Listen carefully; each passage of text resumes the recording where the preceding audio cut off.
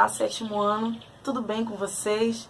Bom, espero que vocês estejam bem e preparados para mais uma atividade de geografia, para mais um trabalho de geografia, tá bom? Então tem em mãos aí as matrizes que contêm o trabalho, tem aí o seu livro, tá bom, sétimo ano? Vocês precisam e podem, tá bom? Utilizar o livro porque nós estamos fazendo um trabalho, então você está fazendo uma pesquisa dentro do nosso próprio livro, não há problema algum, tá bom?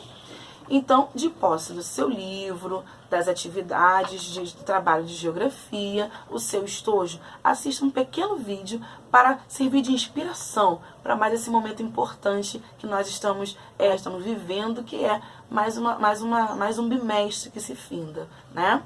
Pela graça do Senhor. Então, assistam o vídeo, é rapidinho, e logo após volto com vocês com a leitura do trabalho. Agora, como é que a gente entende o hábito e como é que a gente faz para tentar mudar o hábito? Nós sabemos hoje, por uma série de estudos, que o hábito ele tem 3 grandes dimensões. A dimensão mais óbvia do hábito é a dimensão do comportamento, é aquele comportamento automático, padrão, que você repete a energia. Agora, esse comportamento, ele sempre gera uma recompensa. Todo comportamento de hábito, ele tem uma recompensa. Como que você faz para mudar o hábito? Eu já digo aqui uma dica a vocês. Se você quiser mudar seu hábito, foca o gatilho. Foca a leva ao hábito. Tenta encontrar qual é o gatilho. O que te leva àquilo que você quer mudar? Eu tenho certeza que todo mundo aqui tem alguma coisa que você quer mudar. Se você tem coisas para mudar, a primeira dica que eu te dou então é qual é o gatilho. A segunda dica é, muda uma coisa de cada vez. Tem gente que resolve, sabe, bate aquele dia que você está eufórico, alegre, você levanta e quer resolver tudo na sua vida em 2 dias, em 1 dia. Isso não acontece. Você precisa de tempo para fazer as coisas. E se você fizer uma de cada vez, você vai chegar lá. Agora, se você continuar mudando as tuas crenças, em vez de mudar os teus comportamentos, isso significa que você vai se manter no mesmo marasmo há tanto tempo.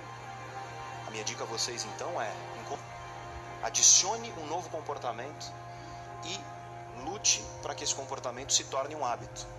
Porque depois que você repete um novo comportamento diversas vezes, você habitua. Ele acaba se tornando automático. Ele acaba se tornando alguma coisa que não vai gastar tanta energia. Mas para isso você precisa repetir dezenas de vezes o mesmo comportamento. Quanto mais energia você tiver que gastar para esse comportamento, mais difícil vai ser você efetivamente adotá-lo enquanto hábito. Mas é perfeitamente possível. E a grande questão aqui é, o mundo está mudando. Se você mudar, o mundo ele vai seguir.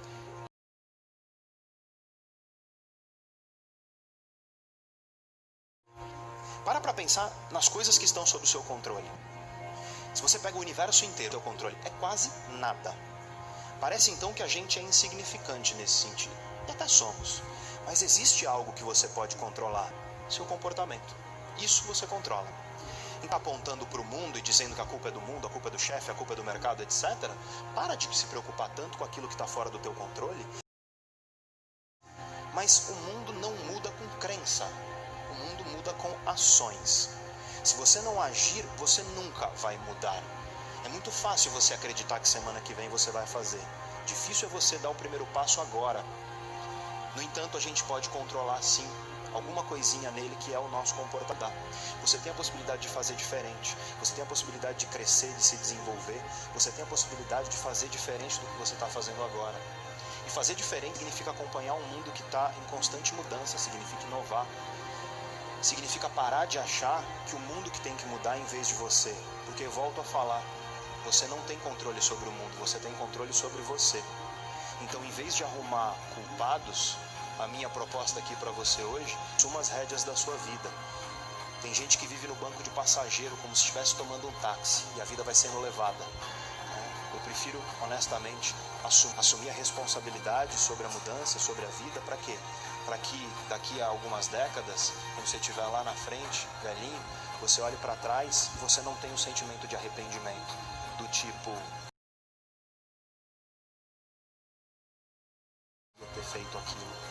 Como eu queria ter mudado. É muito melhor que você chegue lá na frente e diga, bom, pelo menos eu tentei. E, com sorte, você não só tentou, você realmente conseguiu. Não existe ninguém nesse mundo que teve sucesso que não enfrentou crise ou dificuldade, que não enfrentou aquele mundo que parece impossível de mudar, foi lá, com o peito aberto, fez alguma coisa e efetivamente conquistou um mundo melhor. A responsabilidade é nossa, a responsabilidade é sua e de mais ninguém. Bom, sétimo ano, muito interessante, né? É sempre importante nós, de alguma maneira, animada até, entendermos o nosso posicionamento perante o mundo e a responsabilidade e compromisso que precisamos ter com Deus, conosco e com os outros, tá bom? Vamos lá. Vocês já sabem, mas vamos repetir algumas questões que nós trabalhamos no primeiro bimestre sobre a confecção do trabalho. Primeiro, vocês precisam escrever o trabalho, responder o trabalho todo à caneta. É um documento, tá bom? No seu nome, evite abreviá-lo demais. Claro, tem um espaço aí, você vai escrever o seu primeiro nome, caso você tenha o segundo nome, e talvez você precise abreviar, mas evite abreviá-lo todo. Por exemplo, escreve o seu primeiro nome e o restante abrevie. Não faça assim, tá bom? Coloque o seu número e coloque a data de hoje, ó, 13 de julho, tá bom? Feito isso, vamos ler a primeira questão que traz uma tira pra gente. Vamos ler aí.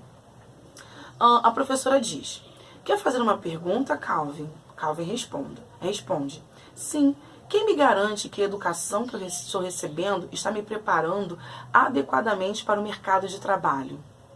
Será que eu estou mesmo recebendo toda a formação de que irei precisar para competir em uma economia globalizada? Eu quero ganhar muito dinheiro quando me formar. A professora responde: nesse caso, meu jovem, sugiro que você comece a estudar de verdade. Os seus resultados na escola vão depender do quanto você se aplica. Calvin diz: esquece. Então, vamos lá. Essa tira, ela nos faz refletir. Porque nós pensamos num futuro muito brilhante. E vamos tê-lo. Mas o que estamos fazendo hoje para esse futuro amanhã se tornar realidade? O quanto você se aplica para que essa realidade aconteça. Quando você se formar, você ganha muito dinheiro. Na verdade, eu mudarei aqui para receber, porque você precisa aplicar hoje para que seu futuro amanhã seja realmente brilhante, tá bom? Vamos lá ao texto abaixo. O quanto você se dedica ao estudo hoje vai ter resultado num futuro próximo. Em um momento como esse que estamos vivendo, você considera que a sua dedicação vai lhe trazer bons resultados? Você concorda que a responsabilidade sobre os seus estudos é sua e que seus tutores precisam apenas supervisionar para que tudo vá bem? Redige um texto com no mínimo 10 linhas expressando a sua opinião sobre o assunto tratado. Seja coerente. Vamos lá, sétimo ano. Você vai dissertar sobre o que você leu acima na tira do Calvin com a professora e sobre as questões que estão sendo tratadas aí. Você não vai respondê-la como você vai responder a partir do número 2, mas você vai responder através de um texto, contextualizando a sua resposta, tá bom? Lembre-se de dar parágrafo, lembre-se também de ter um início, um meio e o fim do seu texto, e o mínimo de linhas são 10. Lembre-se de deixar a caneta esse texto, tá bom? Vamos agora ao número 2. Assim, observe o mapa abaixo. Vocês vão observar esse mapa, vai responder de acordo com a questão que foi solicitada aí, entre outras, é o seguinte: explique quais tipos de fatores naturais cooperaram e ainda cooperam para influenciar a distribuição populacional do Brasil. Essa questão está relacionada ao inchaço populacional em algumas regiões e um vazio demográfico em outras do nosso território. Número 3. Migração é o deslocamento de indivíduos de uma região para outra ou de um país para outro. Escreva nas linhas abaixo quais motivos atraíram a migração no Brasil nos anos de 1950 a 1970. Quando você faz a pesquisa no nosso livro, você vai ver que o Brasil ele passou por alguns processos e alguns períodos de migrações. E aí você vai focar nos anos de 1950 e 1970. O que trouxe esse processo migratório para o Brasil? Você vai escrever nas linhas abaixo aí. Número 4, você vê esse espaço em branco aí? Porque você vai recortar, colar ou ilustrar, desenhar uma atividade relacionada a cada setor da economia. Logo após, defina cada setor. Vamos lá. 7º ano, quais são os 3 setores da economia? E aí? Lembraram? Vou refrescar a memória. Setor primário, setor secundário e setor terciário.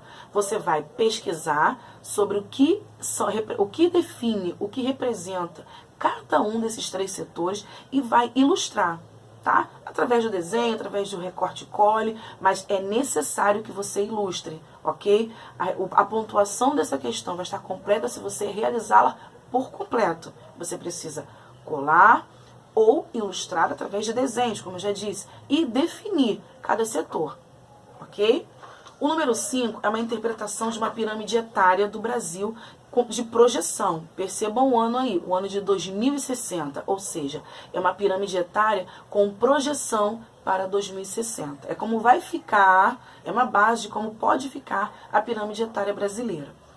De acordo com essa pirâmide, responda: qual será a sua faixa etária nesse ano? Bom, em 2020 você tem quantos anos? E aí você vai fazer um cálculo rápido de quantos anos você terá em 2060, ok? Quais as consequências do envelhecimento populacional no Brasil? Faça sua pesquisa aí, tá bom? Cite 2. Letra C. Em que momento o bônus demográfico é considerado favorável para a economia de um país? O bônus demográfico, ele é o crescimento populacional. De que maneira ele se torna favorável para um país? Faça sua pesquisa e responda nas linhas abaixo.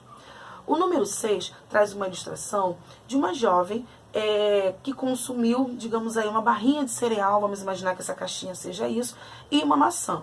E 2 latas de lixo específica, uma para materiais recicláveis e outro para material orgânico. Ou seja, ela está praticando aqui um consumo e descarte consciente. Número 6 diz assim: consumir é uma necessidade. Eu preciso consumir, você também. O consumo exagerado, esse já não é bom, tem levado ao desperdício, ao uso irracional de recursos naturais e, consequentemente, prejudicado a natureza. A que tipo de consumo está relacionado à imagem abaixo? É um consumo consciente? Defina esse consumo consciente. O justifique é para você definir o que você escolheu. É um consumo ostentatório? Defina aí se ela está ostentando nessa imagem, tá bom? Se você entender que essa imagem representa um consumo consciente, você defina o que é um consumo consciente. Se você entender que essa questão ela trata de um consumo ostentatório, você vai colocar consumo ostentatório e definir esse tipo de consumo, ok? Número 7. Em que momento começou a ser realizada a integração territorial por rodovias no Brasil? 7º ano é sobre a questão da integração do Brasil através dos modais. Os modais são rodoviário, aeroviário, ferroviário, marítimo ou aquaviário, tá? E aí, quando você chegar nesse texto de redes de transportes no Brasil, você vai entender em que momento, em que ano, talvez em que governo, o livro traz essas informações pra gente. Você vai lê-las e vai responder a questão 7, tá bom? Questão 8. Defina a que compreende a Amazônia Legal e escreva os nomes dos estados que compõem a região norte, respectivamente. Bom, a palavra respectivamente quer te induzir ao quê? Você vai primeiro definir o que é a Amazônia Legal. Definiu? Depois que você definir, você vai escrever os estados que compõem a região norte. Atenção, porque todos os estados, eles têm letra maiúscula, tá bom? Por serem nomes próprios. Número 9 é uma questão de múltipla escolha. A partir da década de 1970, o espaço amazônico passou por uma série de transformações socioeconômicas importantes. Dentre as quais citam-se entre a letra A e a letra E, qual é a alternativa que é coerente à resposta certa do número 9. Anote aí, tá? Número 10. A chamada região norte ou amazônica apresenta as seguintes características quanto ao clima e à vegetação. Então, qual é o clima característico da região norte e a vegetação, hein? Você vai pesquisar e vai responder aqui também através da múltipla escolha, ok? 7º ano, essa foi mais uma leitura, da nossa atividade como trabalho de geografia. Então, assim, faça com calma, separe um tempo para fazer as atividades relacionadas ao trabalho. E assim, ó, você é um sucesso. Deus é bom o tempo todo e tá com você para te ajudar no momento em que você precisar. Então, respira fundo, faça sua atividade com bastante carinho, com bastante zelo, tá? Tenha cuidado com a sua letra e lembre-se de fazer tudo à caneta. Grande beijo e até semana que vem. Tchau, tchau!